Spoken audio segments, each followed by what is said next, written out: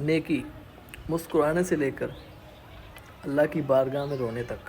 کسی کی خدمت کرنے سے لے کر کسی کے لیے اپنی جان دینے تک، اور دنیا کے تمام کام جو آپ کرتے ہیں وہ سب نیکی ہو سکتے ہیں اگر آپ کی نیت صرف یہ ہو کہ آپ یہ اللہ کی رضا کے لیے کر رہے ہیں، صرف اللہ کی رضا کے لیے۔ اگر اللہ کی رضا کے لیے نہیں کر رہے، اللہ کے لیے نہیں کر رہے، تو پھر آپ جتنے مرضی نیک اعمال کرو، جو مرضی کرو، اپنی جان بھی دے دو، اپنی ہاتھ پاؤں بھی کاٹ کے دے دو کسی کو، تم اللہ کے لیے نہیں کر رہے، تمہیں اس کا اجر وہ ملے گا، تمہیں لوگ عزت دیں گے، تمہیں لوگ بڑا نام دیں گے، بڑا پیار دیں گے، لیکن تمہیں اللہ کے یہاں پہ اجر نہیں ملے گا، اللہ کی رضا نہیں ملے گی، کیونکہ تم نے اللہ کے لیے کیا ہی نہیں ہے، تم نے کیا ہے اپنے کسی فائدے کے لیے۔ آج کا مسلمان نیکی کرتا ہے لیکن صرف دوسروں کو دکھانے کے لیے، اپنی واہ واہ کروانے کے لیے، اپنی عزت بنانے کے لیے،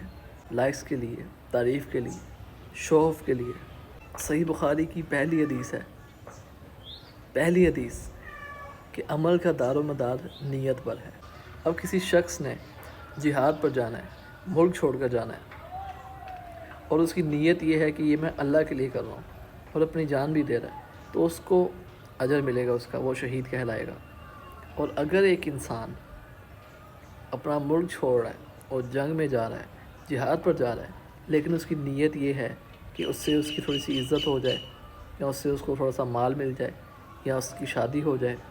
یا اس کی واہ واہ ہو جائے، تو پھر وہ اپنی اگر جان بھی دے دے گا نا اس جہاد میں، تو اس کی جان بھی بے معنی ہے، کیونکہ اس کی نیت ہی نہیں تھی یہ والی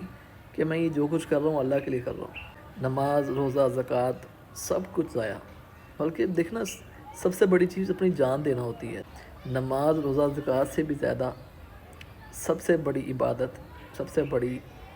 گواہی یہ ہے کہ آپ اللہ کے لیے شہید ہو جاتے ہیں، سب سے بڑی قربانی یہ ہے کہ آپ اللہ کے لیے شہید ہو جاتے ہیں، اپنی جان دے دیتے ہیں۔ لیکن اگر آپ کی نیت نہیں ہے تو